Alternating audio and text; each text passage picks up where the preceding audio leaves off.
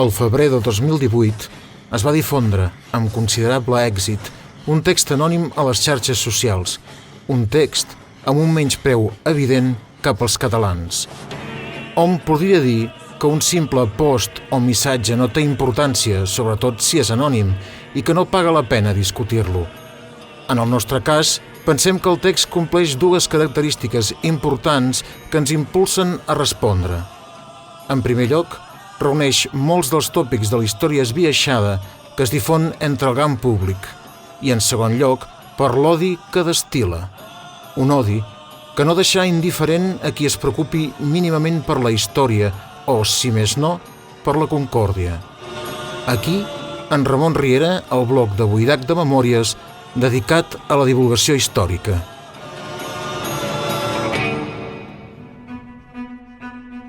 A la història, els fets són els fets, però la visió que en puguin tenir els diferents actors i testimonis inevitablement serà diversa. Pretendre que existeix una sola veritat és una rocada. Tot i això, pensem que la peça comentada ni tan sols és una visió mínimament lògica, més aviat fa d'atiador de l'odi contra els catalans, sense cap preocupació per tenir una lògica mínima. El text conté 4 tòpics.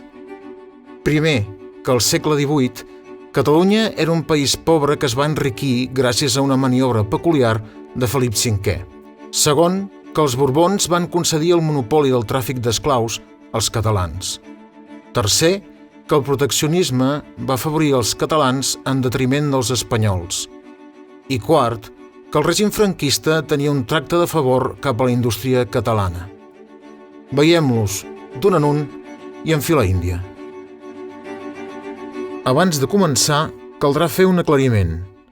El 1475 es signa la Concòrdia de Segòvia, on es regula el que serà la futura vinculació de la corona de Castella i la corona catalano-aragonesa, en la persona dels seus sobirans Isabel de Castella i Ferran d'Aragó, els que seran coneguts com a reis catòlics i els seus descendents.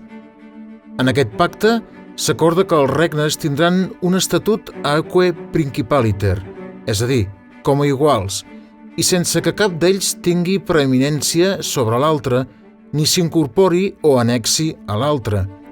L'entitat política resultant, que a l'època es coneixerà com a monarquia catòlica, serà un imperi poderós que comprendrà territoris a 4 continents i progressivament es centralitzarà en Castella.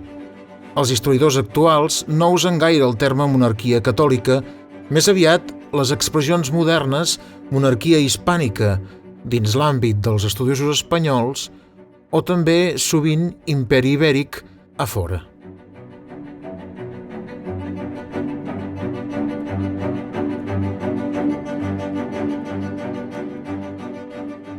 Un poco de historia. En 1714, Barcelona era un pueblo de 37.000 habitantes. Madrid tenía 120.000 habitantes. Cádiz, Sevilla, Bilbao eran ciudades que duplicaban en habitantes y riqueza a Barcelona. El comercio de Indias estaba monopolizado por los puertos del antiguo Reino de Castilla, y Cataluña era una de las regiones más pobres de España. El denostado Borbón cambió el destino de las mercaderías al puerto de Barcelona. Los puertos atlánticos se empobrecieron y Barcelona subió como la espuma. En 50 años cuadruplicó su población. A finales del siglo XVIII tenía 130.000 habitantes y toda Cataluña emergió de la pobreza. Nos deben una. Això és fals. Si Catalunya hagués estat tan pobra, quin sentit tindrien les ploraneres dels intel·lectuals castellans, els arbitristes, especialment en el segle XVII, afirmant que el Principat era un país ric que no col·laborava prou amb la monarquia? Quin sentit tindrien els atacs i els pasquins de Francisco de Quevedo i altres plomes a sou?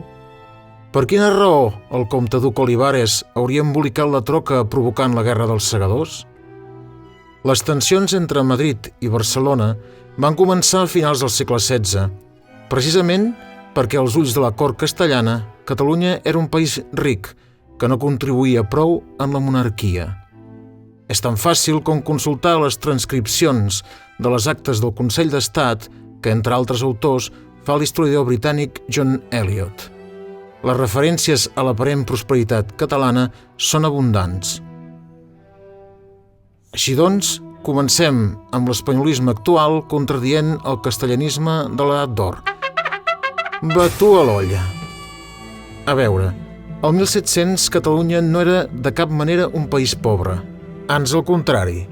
D'haver-ho estat, és bastant dubtós que tingués prou credibilitat com per ser considerada aliada pels anglesos durant la Guerra de Successió Espanyola. Segons les investigacions de Pierre Vilar i, més recentment, Albert García Espuche, al 1600 es detecta l'inici de la creació d'un mercat intern i l'articulació de les comunicacions que permet portar els productes de l'interior a la costa exportadora, a aquesta presumptament pobra Barcelona. A més, el sistema polític català tenia la sobirania exclusiva en matèria de moneda, cosa que havia permès al Principat d'aïllar-se de la crisi castellana. Veiem així una feina de base, popular, de formigueta, una empenta que es dona sense mercats captius en cap indret de la monarquia, sense favors del monarca, senzillament adaptant-se a les circumstàncies. Només cal llegir les publicacions de l'intel·lectual Narcís Feliu de la Penya per veure tota una sèrie de projectes econòmics i planificacions empresarials que ens fan pensar en una societat pròspera i dinàmica. Aquesta empenta també es desprèn de les actes de Corts de 1701 amb Felip V i 1705 amb Carles d'Àustria. Revisant-les, podem identificar quins interessos mouen els actors polítics a partir de les seves demandes. És molt significatiu que les iniciatives legislatives necessàries pel creixement del comerç tenen pràcticament el mateix pes que les demandes d'organització purament política. En canvi, des del segle XVII, Castella estava sacsejada per contínues suspensions de pagaments, sequeres, crisis de carestia i la progressiva reducció de la seva potència militar, del seu imperi. Existeixen moltes causes, però les principals són una despesa militar exagerada i insostenible, una notable sagnia demogràfica, una contínua devaluació de la moneda i, sobretot, una inflació galopant. Com a cirereta, és evident que la ximpleria que Felip V va dur tot el comerç cap a Barcelona, traient-lo de la costa atlàntica, contradiu una de les bases consensuades de la història moderna general. Segons aquesta teoria, l'eix del comerç i la producció passa del Mediterrani a l'Atlàntic. Però, com sempre, Espanya aniria al revés. Mare de Déu senyor. No té cap mena de sentit parlar d'una Catalunya pobra, i molt menys parlar d'un empobriment intencionat del comerç atlàntic per part de Felip V i els seus governs. Apa, ja n'hi ha una que els catalans no els hi devem.